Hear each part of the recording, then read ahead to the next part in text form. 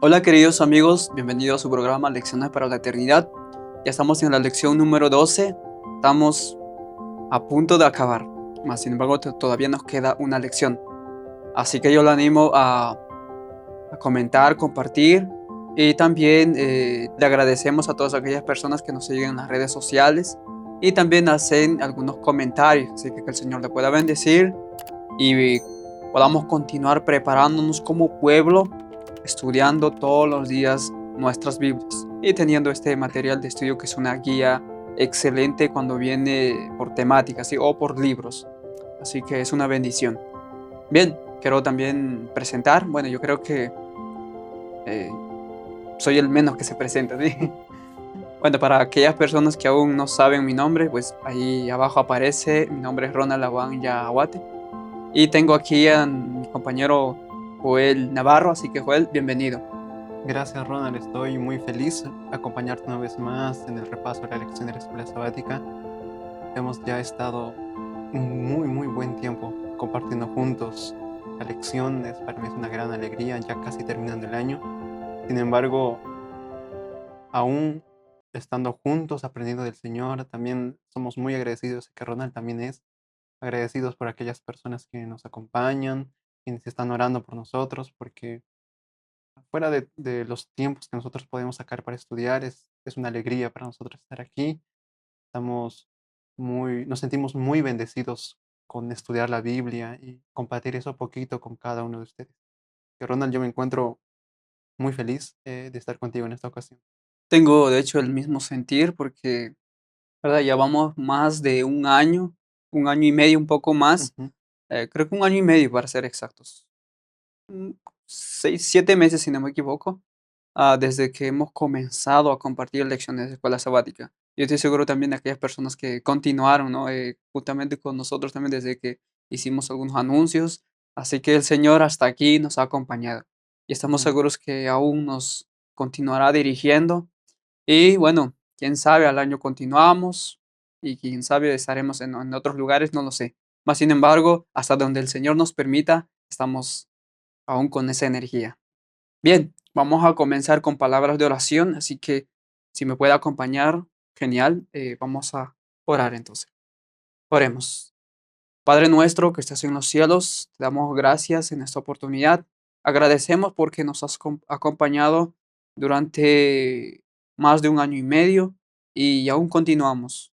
Esperemos, Señor, de que todo lo que hayamos compartido, algunos consejos prácticos que hemos sacado de las experiencias del pueblo de Israel, que puedan servir de mucha ayuda a nosotros, especialmente a aquellas personas que escuchan a través de este medio y también pueda llegar a ser una bendición para sus vidas, porque sabemos que vivimos en tiempos difíciles y necesitamos una preparación cabal, una preparación que sea integral y Dios pueda darnos ese espíritu, pueda abrir nuestro entendimiento y que las lecciones del pasado puedan tener un valor único y poderoso en nuestras vidas, Señor, para que nosotros no podamos repetir los mismos errores que ellos repitieron, sino podamos cambiar la historia de este mundo. Sabemos que nos dirigimos al final de la historia y de manera que tendrá un pueblo que no recurrirá a la apostasía, sino que estará en pie fiel. Así que, Señor, queremos ser parte de ese pueblo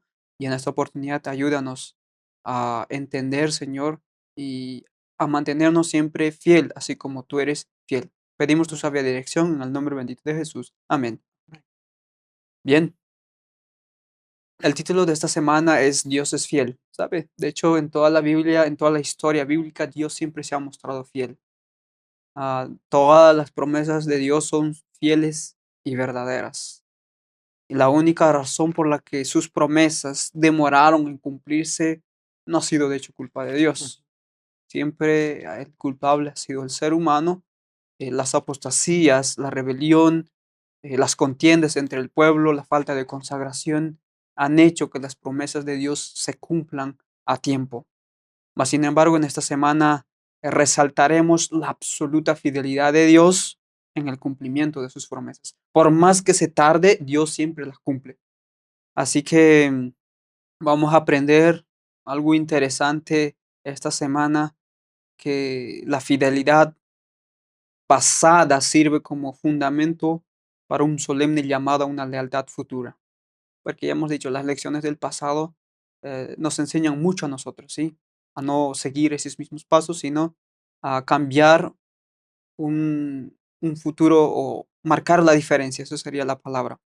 Bien, como pueblo nosotros necesitamos responder con una fidelidad inquebrantable al Señor.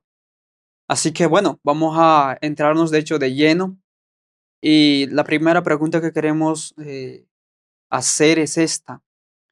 ¿Qué imagen conceptual presenta Josué 21 de 43 a 45 acerca de Dios, sí, acerca del carácter de Dios? ¿Cómo se aplican estas palabras no solo a la tierra que fue prometida al pueblo de Dios en el pasado, sino también a la realidad de nuestra salvación? Bien, Joel, puedes explayar. Quiero comenzar leyendo Josué, capítulo número 21, versículo número 43 al 45. De hecho, el 45 es el versículo para memorizar. Dice de la siguiente manera: Y de esta manera dio Jehová a Israel toda la tierra que había jurado a sus padres, y la poseyeron y habitaron en ella. Ya desde aquí coloca quién es quien hizo posible todo eso. Dice el 44, y Jehová les dio reposo alrededor conforme a todo lo que había jurado a sus padres, y ninguno de todos sus enemigos pudo hacerles frente, porque Jehová entregó en sus manos a todos sus enemigos. Y el 25, el 45 dice, no faltó palabra de todas las buenas promesas que Jehová había hecho a la casa de Israel. Todo se cumplió. Entonces la pregunta, ¿qué imagen conceptual nos da estos textos acerca de Dios? Muy sencillo. Esto nos muestra que Dios cumple sus promesas. Porque si ustedes notan, el texto dice repetidamente, así como Dios prometió a sus padres. La promesa que Dios había hecho desde Abraham se estaba cumpliendo ahora en los hijos de Israel. Y la última parte del texto decía, todo se cumplió. Y a mí me recordó eso lo que escribe el apóstol Pedro en su carta, diciendo que nosotros tenemos, es la segunda carta del capítulo 1, nosotros tenemos grandiosas y preciosas promesas. Y él añade, para que por ellas fuésemos hechos participantes de la naturaleza divina. La Biblia es un libro lleno de promesas. Cuando nosotros estudiamos la Biblia para encontrar lo que Dios quiere para nosotros y nosotros estamos dispuestos a aceptar aquella palabra, nosotros de la misma manera que Josué vamos a pronunciar las palabras, todo se cumplió, Dios es fiel. A través de la Biblia nosotros vamos a encontrar una cosa. En el Nuevo Testamento nosotros encontramos Dios es amor. Esa es la enseñanza principal. Sin embargo, en el Antiguo Testamento pensamos que no es así. Sin embargo, nosotros vamos a encontrar a través de los profetas, en especial el profeta Isaías, quien muestra a Dios como la palabra hebrea es Gesed, que muchas veces es traducida como misericordia. Sin embargo, nosotros también bien podríamos entenderla como amor fiel o amor que permanece. Y esta idea ya nos muestra lo que dice el apóstol Pablo a Timoteo en su segunda carta en el capítulo 2 versículos 11 al 13 que la lección también nos da, donde Dios, a pesar de nuestra infidelidad, Él siempre Él permanece fiel. Y nosotros vemos eso con Israel. Israel demostró incredulidad, demostró murmuración, falta de atención, falta de confianza, falta de responder correctamente al amor de Dios y muchas otras cosas. Sin embargo, las promesas de Dios siempre estuvieron firmes. Dios nunca retrocedió en sus promesas, al contrario, esas promesas fueron capaces de habilitar al pueblo para poseer la tierra de Canaán. De la misma manera, Dios nos entrega a nosotros su pacto. El apóstol Pablo dice en Hebreos de que Él nos entrega por juramento y por promesa, que son dos cosas de las cuales Dios nunca miente. Y no es que Dios mienta, sin embargo, Él, a pesar de que su palabra es firme, Él nos promete y jura por sí mismo que va a cumplir. A mí me llama la atención cómo es que la Biblia presenta a Dios como ese ser tan grande, pero al mismo tiempo se compadece de sus criaturas. Ahora, ¿cuál es la evidencia mayor de que Dios va a cumplir todas sus promesas? Romanos capítulo 8, versículo 32 dice, el que no escatimó ni a su propio Hijo, sino que lo entregó por nosotros. Y pregunta el apóstol Pablo, ¿cómo no nos dará también con él todas las cosas? Tenemos la promesa de una tierra nueva, de una vida mejor. ¿Y cuál es la evidencia máxima de que eso va a ser realidad? Es Cristo muriendo en la cruz por nosotros. La cruz del Calvario es la mayor evidencia que Dios está empeñado en nuestra salvación y que Cristo cumplirá todas sus promesas. Y de hecho, el libro de Josué, en esencia, quiere traernos esta preciosa verdad. Dios es fiel. Quiero leer lo que dice en los lugares celestiales en la página 127. Dice así. Las promesas de Dios son como flores preciosas esparcidas en un jardín. El Señor quisiera que nos detengamos en ellas mirándolas con atención. Y esto es interesante porque nosotros en la Biblia vamos a encontrar la frase, guarden mis palabras o guarden mi pacto. Y la palabra hebrea para guardar es la palabra shamar. Y shamar viene de shema, que quiere decir oír. Sin embargo, en un sentido más amplio, shamar también quiere decir contemplar, atesorar. Y eso es lo que el lenguaje está diciendo aquí. Él quisiera que nos detengamos en ellas, en las promesas, mirándolas con atención, apreciando su hermosura y el favor que Dios nos ha concedido al hacer tan ricas provisiones para nuestras necesidades. Si no fuera por la contemplación de las promesas de Dios, no comprenderíamos su misericordioso amor y compasión hacia nosotros, ni nos daríamos cuenta de las riquezas de los tesoros preparados para aquellos que lo aman. Y termina así. Él quisiera que el alma tomara ánimo para descansar con fe en Él, la única ciencia de la gente humana. Así que desde ya la lección nos invita a confiar en aquel Dios que dirigió a Israel y ahora que está dispuesto a dirigir nuestras vidas. Bien, es interesante notar en esos 3 versículos, ¿sí? Hay una palabra que se repite, ¿no? Es la palabra todo, o la palabra kol, como en hebreo, y se repite 6 veces, todo, pero siempre se da ese atributo am, como a la fidelidad de Dios, ¿sí? Mostrando. Y es algo interesante porque la tierra era de hecho el don de Dios y que Israel debía, o Israel no debía atribuirse por sus méritos. Era un regalo de Dios. Así como Dios había dado la tierra a Adán, le estaba dando Canaán a los israelitas. Así que Dios estaba siendo fiel a su pacto, fiel a su promesa que había dado a sus padres. Y interesante la idea de que es la idea del Nuevo Testamento que se nos presenta cuando hablamos de la salvación o cuando hablamos de la justificación por la fe. Porque nosotros nos salvamos no porque merecemos, sino nosotros somos salvos por gracia por medio de la fe. Eso es lo que nos da, o lo que nos dice Efesios 2, 8, 9, que nosotros somos salvos por medio de la fe. Salvos somos por gracia por medio de la fe. Y claro, el texto dice, esto no es de vosotros, sino es don de Dios. No es por obras para que nadie se gloríe.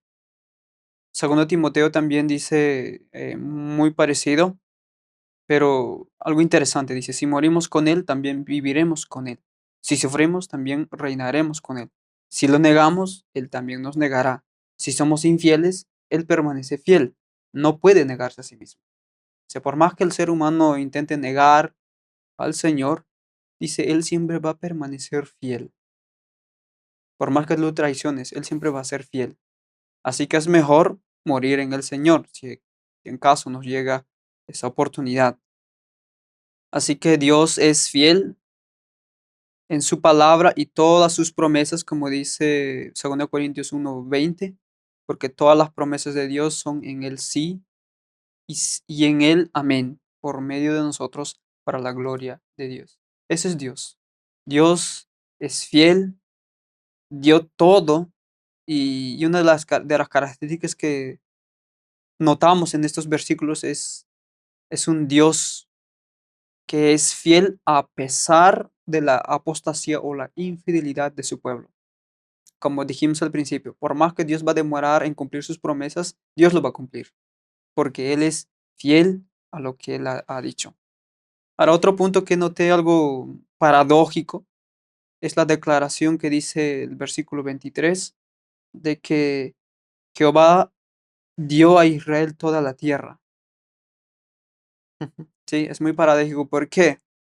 Porque nosotros entendemos de que Israel, de hecho, no posee toda la tierra de Canaán en aquel entonces. Aún faltaban muchas para conquistar, muchas tierras. Ah, y eso se pudo concretar, o sea, ya en los tiempos de David y Salomón, donde ya casi ellos intentan expandirse territorialmente. Un dato muy curioso eso, ¿no? Pero bueno, Dios siempre fue fiel a sus promesas.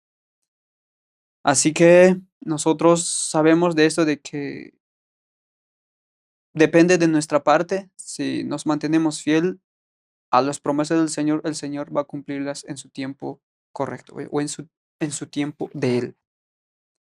Vamos a ir, de hecho, al siguiente día, que la lección colocaron un título interesante que es una señal de preocupación. Bueno, hasta ese entonces ellos estaban ya en la tierra de Canaán.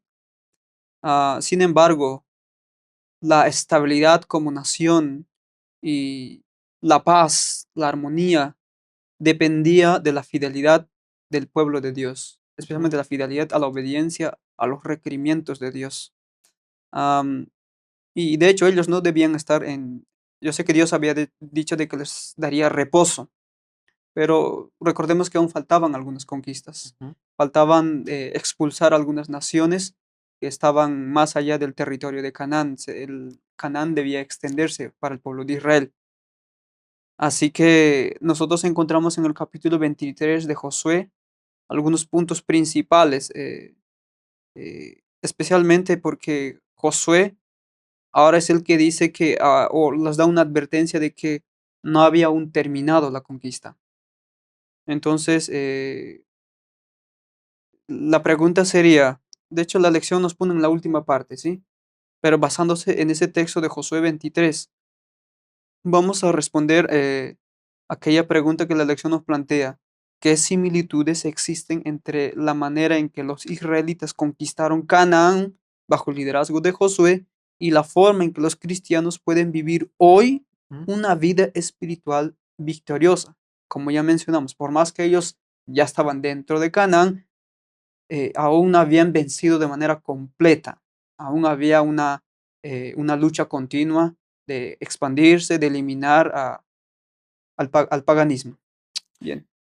Es muy interesante que la pregunta que hace la lección, quisiera antes de eso dar una pequeña, una breve introducción a lo que menciona en el capítulo 23 de Josué, porque ¿cuál fue el propósito de Josué al hablar estas palabras al pueblo de Israel? Es que pasa que ya habían pasado algunos años en que Israel había tomado posesión de Canaán. Realmente faltaban muchas cosas todavía por hacer. Sin embargo, Josué, ya anciano, él estaba viendo que muchas costumbres de las naciones paganas estaban entrando a Israel y de manera sigilosa, dice la sierva del Señor. Ahora, él en su preocupación dice que por ansiedad del futuro, él se dispuso a hablar esas palabras a Israel. Por eso que la lección tiene por título de este día una señal de preocupación. Él se preocupó, él vio que Israel, si continuaba de esa manera, lo mucho que se había logrado hasta entonces sería por nada. Y eso preocupó el corazón de Josué. Por eso que él en el versículo 3, versículo 4 y versículo 5, él diciendo de que ya el Señor nos trajo aquí, nos trajo a la tierra de nuestros padres. Sin embargo, aún falta por conquistar ciertas naciones, pero el Señor lo va a colocar en nuestras manos. Eso es lo que Él repite. Y el versículo 5 dice, y Jehová vuestro Dios las echará de delante de vosotros y las arrojará de vuestra presencia, y vosotros poseeréis sus tierras como Jehová vuestro Dios os ha dicho. Entonces, una de las cosas importantes para Josué era dejar claro que era Dios quien iba a luchar por sus batallas siempre y cuando ellos estén dispuestos a aferrarse de su creador. Ahora, esto a nosotros nos muestra algo interesante, que nosotros podemos haber tenido una buena experiencia de fe en el pasado, pero si eso no se refleja en el presente, de nada sirve. Dice el apóstol Pablo en Hebreos capítulo 3, versículo 14, porque somos hechos participantes de Cristo con tal de que retengamos firme hasta el fin nuestra confianza del principio. Eso es bien claro. Podemos en el pasado haber tenido una buena experiencia de fe, pero si eso no se refleja ahora en mi presente, de nada sirve. Ahora, respondiendo a la pregunta que hace la lección, ¿qué similitudes hay entre las batallas de Israel con las nuestras? Muchas, la verdad. Y hemos visto que las guerras del pueblo de Israel son un tipo de las guerras espirituales que nosotros en estos últimos días estamos viviendo. Tienen que ver lo uno con lo otro. ¿Cómo es que el pueblo de Israel consiguió vencer aquellas batallas? Es por el brazo poderoso de Dios. Nosotros de la misma manera. Ahora, en lo que acabo de decir hace un momento, ¿cómo lo aplicamos eso a nosotros? Fácil, que podemos ya haber conquistado muchas cosas. Podemos nosotros haber conquistado muchos defectos de nuestro carácter o ciertas cosas que nosotros hemos visto que estaban mal. Sin embargo, todavía hay cosas por conquistar. Dice el apóstol Pablo que nosotros debemos ir creciendo de fe en fe. Y, y- y esta parte de la historia de Israel nos identifica mucho a nuestra experiencia cristiana. Una experiencia de constante crecimiento, de siempre teniendo cosas para conquistar. Las ¿Y de qué manera podemos vencer aún esas cosas? Es solamente aferrándonos de la fortaleza de nuestro Dios, tomando las armas espirituales. Ya lo vimos en la semana que hablamos de la tipología. Y otro asunto bien interesante es para aquellas personas quienes están detectando en su carácter características tan malas que somos conscientes que arruinan nuestra vida. Una de las cosas que aprendimos aquí en las aulas que tuvimos era mapear las tentaciones. En otras palabras, hay situaciones en las cuales yo soy consciente de que soy fuertemente tentado. Entonces yo tengo que estar seguro que es ahí donde yo tengo que estar más firme. Y esas cosas fortalecen nuestra experiencia. Ahora yo quisiera compartir un texto porque yo creo que esto va a reflejar de qué manera nosotros podemos vencer, así como el pueblo de Israel. Primera de Juan, capítulo número 5, versículo 4, dice así. La última parte del texto dice, y esta es la victoria que ha vencido al mundo, nuestra fe. Ahora, la primera parte dice, porque todo lo que es nacido de Dios vence al mundo o vence el amor al mundo. Entonces, para nosotros, hay una necesidad grande, uno, de nacer de Dios y permanecer en esa experiencia. Aquí hay una pregunta más que la lección tenía, era por qué nos sigue resultando tan fácil pecar a pesar de contar con tantas promesas maravillosas. Yo creo que es una pregunta que muchos de nosotros ya nos hemos hecho. Tenemos muchas promesas, pero ¿por qué seguimos pecando? Una de las cosas es falta de fe, claramente, el pueblo de Israel demostró eso. Otro, tal vez amor a algún pecado y no entendemos realmente el costo de nuestra salvación. Esas cosas nos impiden vencer el pecado. Es porque nosotros no echamos mano de las promesas de Dios. Tenemos promesas de perdón, pero también tenemos promesas habilitadoras, promesas que nos ayudan a cumplir eh, lo que el Señor requiere de nosotros. Y bueno, Hebreos capítulo 13, versículo 20 nos habla de eso, de que aquel que nos habilita es la sangre de Cristo, sangre del pacto eterno, hace que Cristo haga en nosotros lo que nosotros no podemos hacer. Amén. Eh, Muy interesante sobre la experiencia de este pueblo. Recordemos que la victoria no era una realidad consumada en el pueblo de Israel. Es por eso que José les habla de que por más que ahora tenían descanso, pues no estaban aún completamente poseyendo toda la tierra, aún tenían mucho que hacer. Y eso refleja claramente de nuestra experiencia cristiana. Nosotros sabemos que la guerra espiritual es tan real, Ujú. ¿sí? Es tan real. Y así como el pueblo de Israel, de hecho, para sus batallas fue dependiente de Dios, nosotros también dependemos de Dios. Porque si nosotros luchamos por nuestras propias fuerzas, el fracaso es seguro, 100%. Por más que puedas tener las mejores resoluciones, porque las mejores promesas que el hombre puede hacer son como arenas del mar, se deshacen de manera fácil. La victoria solo se da o solo puede dar el poder divino cuando la humanidad está unida con ese poder divino. El apóstol Pedro habla sobre ese asunto cuando somos participantes de la naturaleza divina. Entonces nosotros somos poderosos para vencer cualquier tendencia natural o cualquier pecado. Ah, de hecho, la Biblia entera nos da evidencias de victoria sobre el pecado. ¿Sí? Yo sé que hay personas que no están de acuerdo con ese punto. Entiendo, intentan explicar desde la antropología, en fin. Más sin embargo, en la Biblia es muy simple en la enseñanza sobre la naturaleza del pecado. Y de hecho, nosotros creemos de que es posible vencer pecado, porque pecado es una acción, ¿sí? No es nuestra naturaleza. Así que para vencer un pecado, nosotros necesitamos participar de la naturaleza divina, estar en unidad con lo divino.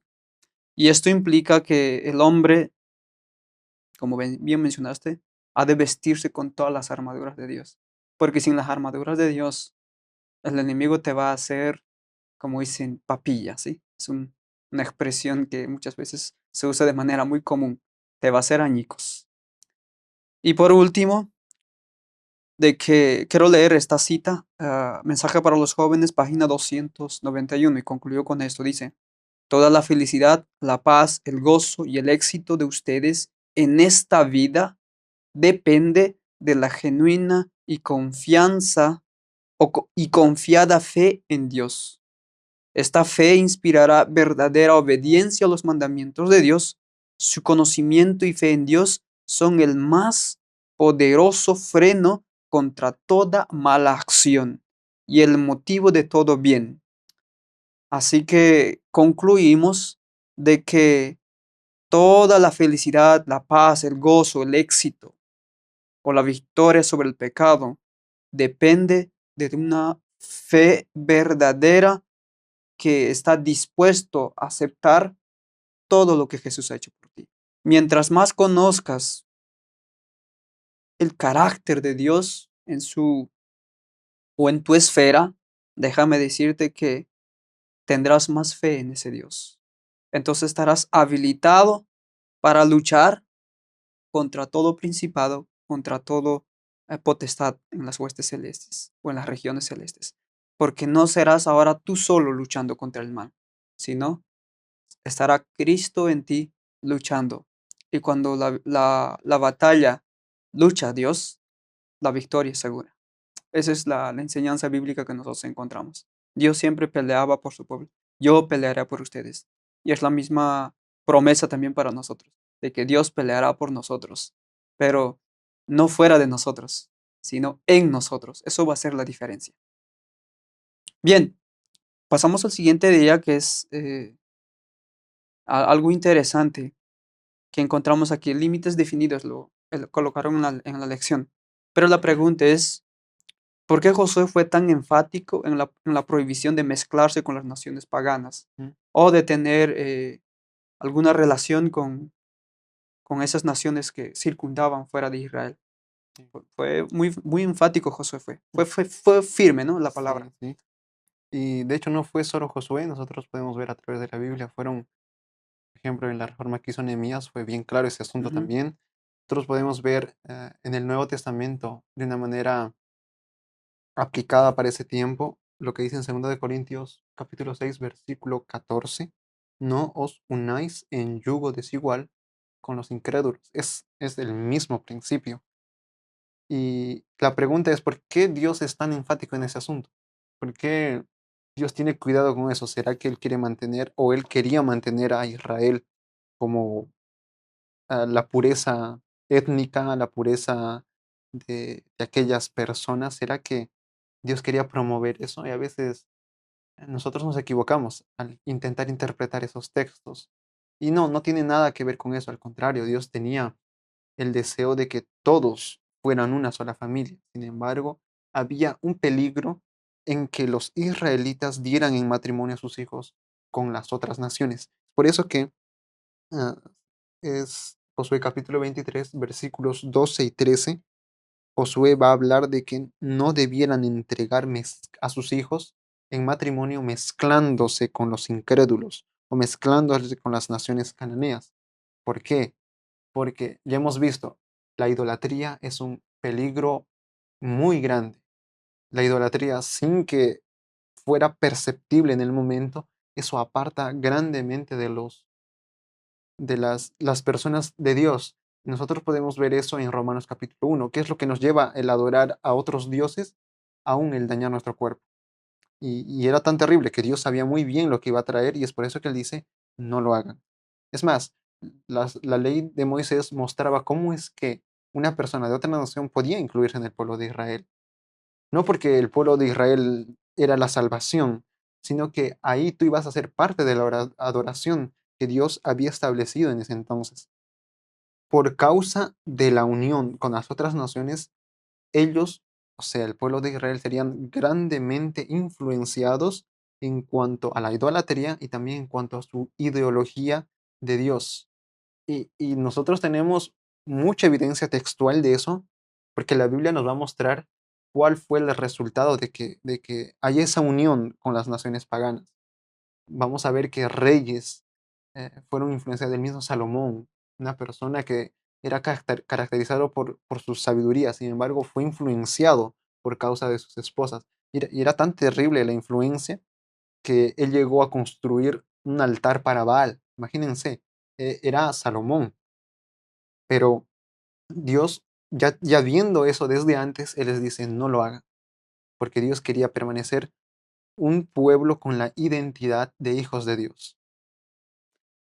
Ahora, Dios pidió, ¿por qué Dios pide obediencia en esos detalles tan pequeños? ¿Por qué Dios se preocupa de esas cositas? A veces nosotros nos preguntamos, ¿por qué Dios me dice que haga eso tan pequeño si no va a tener mucha trascendencia? Lo que nosotros no entendemos es que si es que nosotros nos descuidamos en esas cosas pequeñas, aparentemente pequeñas, eso nos prepara para ceder en cosas mayores. Yo quiero terminar mi comentario leyendo lo que dice la Escritura del Señor en Mensajes Selectos, tomo 1, en la página 275. Dice así: la violación de esa ley en el pequeño acto de comer del fruto prohibido trajo sobre el hombre y sobre la tierra la consecuencia de la desobediencia a la santa ley de Dios. La naturaleza de la mediación siempre debiera ser al hombre temeroso de incurrir en el más pequeño acto de desobediencia a los requisitos de Dios. Debiera haber una clara comprensión de lo que significa el pecado y debiéramos evitar la más pequeña aproximación que nos introduzca a cruzar las fronteras entre la desobediencia y la obediencia. Creo que el Señor es claro. Él no coloca algunas normas, algunos estatutos por casualidad. Todo tiene sus consecuencias grandes. Yo creo que hasta aquí que hemos estado estudiando la lección, yo creo que ya comprendemos muy bien este asunto. Bien, el peligro de Israel, de hecho, no era militar, Ujú, el asunto era espiritual. O sea, está claro en la Biblia. Y la mayor amenaza para Israel no es la guerra, era entrar en amistad con esos pueblos. Esa era la peor amenaza, porque si ellos entraban en esa amistad, pues comenzaban a asimilar sus prácticas en corto tiempo y comenzaban de hecho a perder su propia identidad, comenzaban a perder su espiritualidad y comenzaba, o sea, ya no habría de poco tiempo, ya no habría esa diferencia entre ellos y los paganos. Entonces Josué fue tan claro al marcar límites de que ellos debían proteger su identidad para la manera de que cómo debían proteger era justamente en no unirse en yugo desigual, o sea, no dar sus hijas en casamiento, ujú, ni ellos tomar para sus hijos mujeres que se den en casamiento, no, ujú, o sea, marcó los límites, porque él dijo, nosotros somos pueblo peculiar, porque tarde o temprano todo Israel se perdería. Y eso era el gran temor de este líder. Más sin embargo, trayendo a nuestro contexto actual, nosotros también corremos ese mismo peligro. Muchas veces no lo percibimos. Más de hacer muchos comentarios, yo quiero leer esta cita que fue escrito en Sign of the Times 19 de mayo 1881. Dice así: corremos el mismo peligro por el contacto con la infidelidad que corría los israelitas por su relación con los idólatras. Las producciones de la genialidad y del talento humano a menudo esconden un veneno mortal. Escucha bien eso, producciones de la genialidad y del talento humano, dice, esconden un veneno mortal. Bajo una apariencia atractiva, se presentan temas y se expresan ideas que captan y cautivan el interés, corrompiendo la mente y el corazón. Así, en nuestro país cristiano y en otros, la piedad declina y el escepticismo y la impiedad triunfan. Hoy en día vivimos en un mundo lleno, o se podría decir que estamos muy rodeados de, ya no ya quizás materiales filosóficos, sino estamos rodeados ahora con algo más que estimulan nuestros nervios. Y estamos tan acostumbrados a vivir en cada minuto de tener esa estimulación. ¿A qué me refiero? Justamente a los teléfonos. Me refiero a eso. Yo creo que no hay nadie que no pueda mirar o pasar un día sin mirar el celular. Yo creo que todo el mundo lo hace. Y sabes, lo más triste es que se hace sin sacar buen provecho del teléfono. Y nosotros corremos el mismo peligro. ¿Por qué? Porque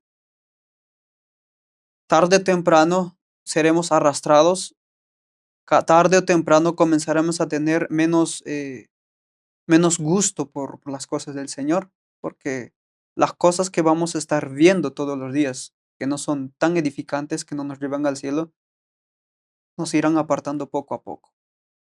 Lo veremos las cosas del Señor menos atractivas y después poco a poco seremos o mostraremos la infidelidad o con el compromiso que hemos hecho en ocasión de nuestro bautismo con el Señor.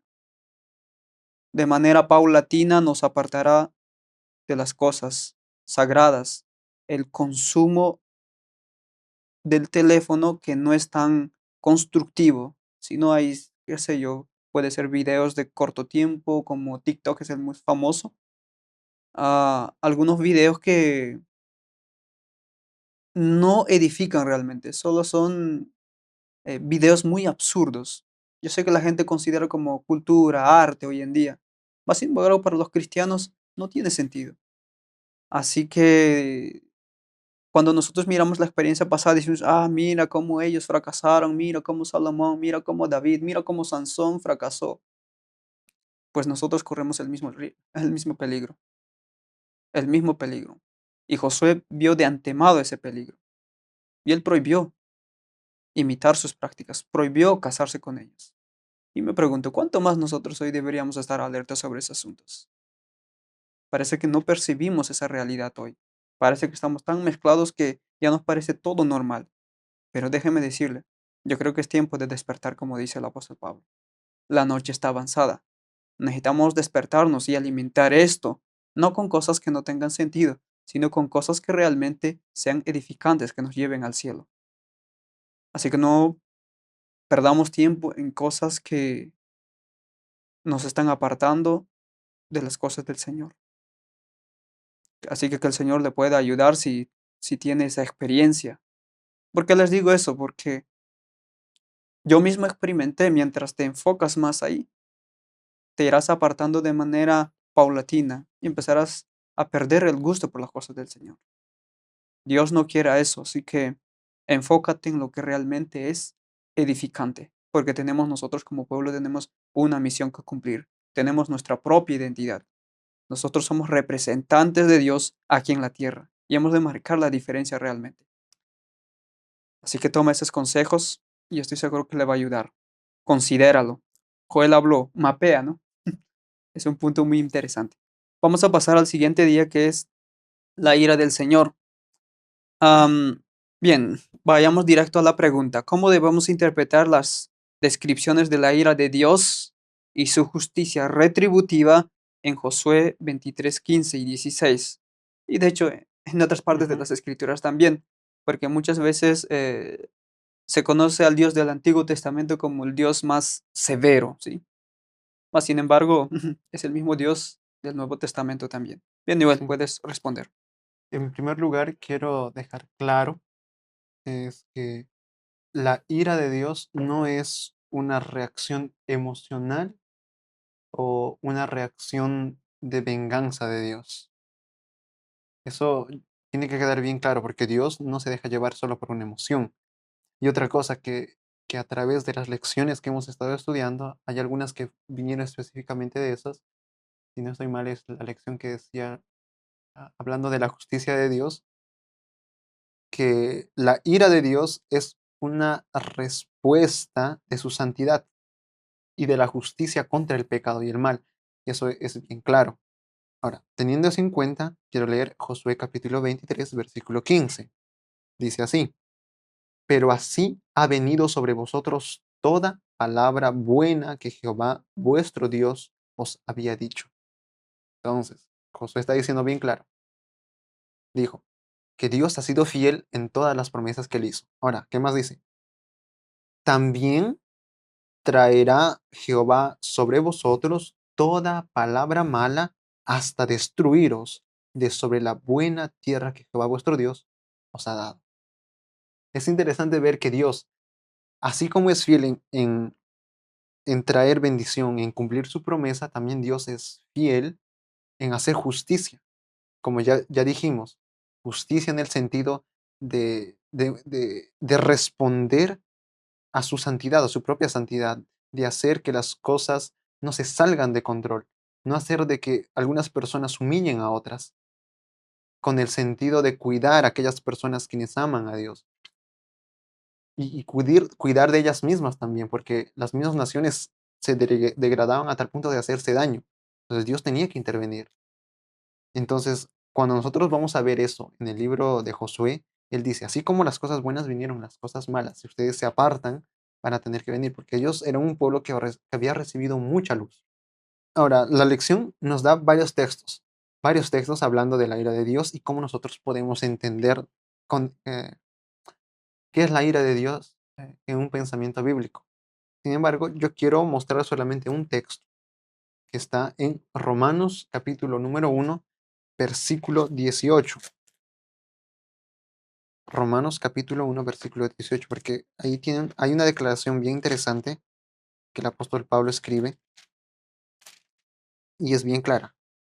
Dice así, porque la ira de Dios se revela desde el cielo contra toda impiedad e injusticia de los hombres que detienen con injusticia la verdad.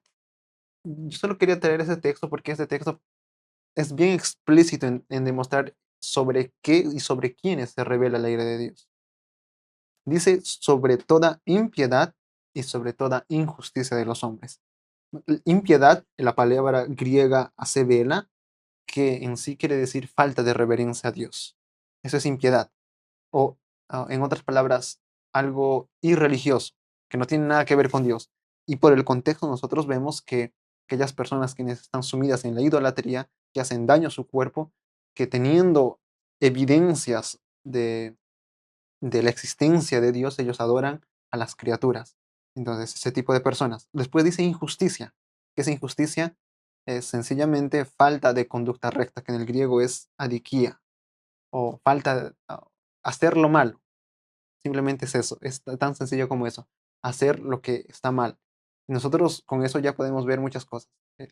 El querer imponerse sobre los demás, el hacer daño a los demás sin razón. Y hay personas quienes son guiadas por eso y es terrible. A través de la historia nosotros podemos ver personas que simplemente por el simple deseo de hacer mal a los demás han causado tanta violencia, tantas guerras.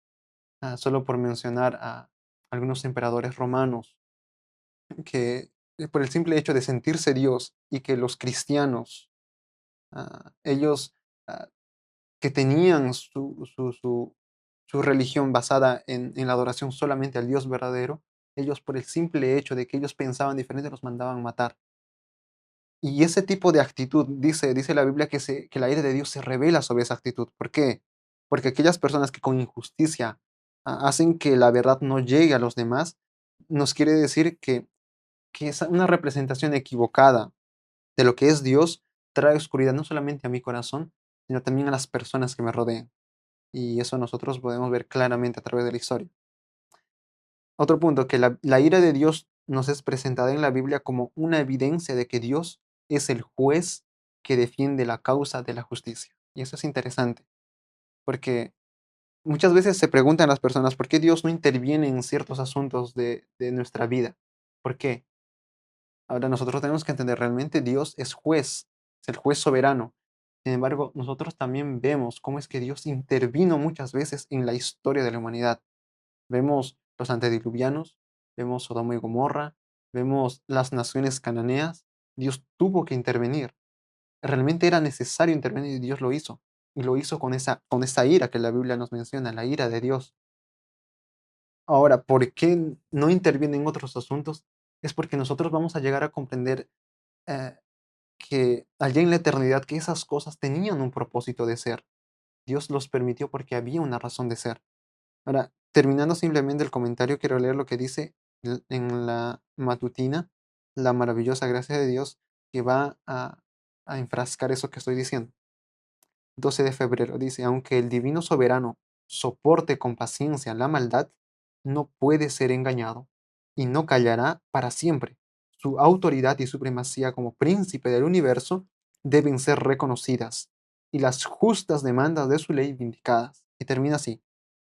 Cuando el Señor salga como vengador, vendrá también como protector de todos aquellos que hayan conservado la fe en su pureza y se hayan mantenido sin mancha en el mundo. Esa es la actitud de Dios.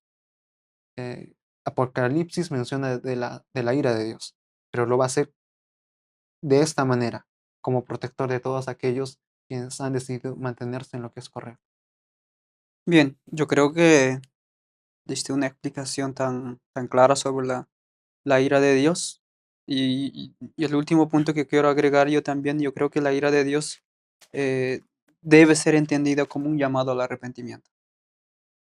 ¿Por qué? Porque en la experiencia de Nínive se puede notar eso, ¿sí? Cuando Dios dice que va a destruir Nínive. Y de hecho era un llamado al arrepentimiento. Antes de ejecutar sus juicios, mandó un profeta para que diera un mensaje de arrepentimiento. Y ellos se arrepintieron y Nínive nunca fue destruida. Entonces también podemos nosotros entender la ira de Dios desde ese punto. Bien, sin decir más que eso, vamos a la última parte que es eh, las palabras de que José hace de que ellos deben amar con todo su corazón. Es algo interesante. La pregunta es esta. Josué de hecho exhorta a Israel a amar al Señor su Dios.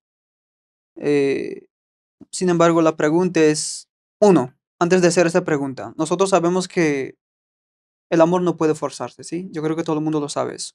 Siempre se tiene que dejarse a libertad. Uno tiene que ser libre de elegir amar o no amar. Y la Biblia nos presenta ese principio, porque si no es así, entonces no es amor. Ujú. Puede ser coerción, puede ser arbitrario, puede ser, no sé, el título que quieras colocarlo. Y ese mismo principio se nos presenta en la Biblia. Ahora, ¿en qué sentido es posible requerir el amor de alguien? ¿Sí? Porque en ese contexto, pues, en Josué exhorta a Israel a amar al Señor, en Ujú. Josué 23:11. Sí. Bien, porque, bueno, yo voy a darte para que te explayes ahí, Joel, Sí, a mí el me tiempo llamó la necesario. atención, la verdad me llamó la atención el texto de Josué capítulo 23 versículo 11. Hemos estado viendo este capítulo, Josué está exhortando con preocupación al pueblo y miren lo que dice el versículo 11. Guardad pues con diligencia vuestras almas, ¿para qué? Para que améis a Jehová vuestro Dios. El hecho de guardar en este caso dice almas, nuestros corazones, nuestra mente, con prontitud, con persistencia, es para amar a nuestro Dios. Me llama la atención, y Ronald, tú ya lo mencionaste, dice que somos exhortados, que somos invitados a amar a Dios. Dios no nos fuerza a amar. A veces, ¿qué tan fácil sería para una persona que tuviera todo el poder hacer que otros lo amen? Es hasta pareciera fácil, solo que el amor nunca va a venir cuando es por opresión. Cuando yo fuerzo a alguien, estoy colocando de lado lo que es el amor. El amor no existe juntamente con el forzar. Y es por eso que Dios nos invita a amarlo y nos invita a establecer con Él una relación de fidelidad, porque hasta aquí lo que hizo Josué es hablar de las grandes cosas que Dios hizo por ellos, es hablarles de que Dios cumplió todo lo que prometió. Ahora la invitación es, ama a Jehová. Él ya te demostró su amor, ahora tú puedes amarlo también. Y, y es por eso que en eso se basa lo que es la verdadera comunión con nuestro Dios, en que una vez nosotros conociendo todo lo que Él ha hecho por nosotros respondemos de la misma manera.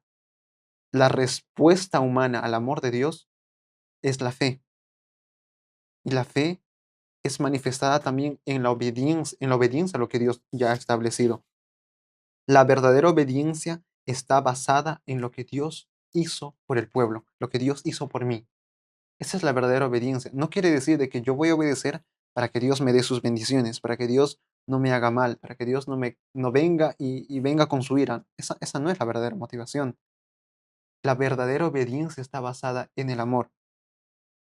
Y el verdadero amor será manifestado también en obediencia a Dios.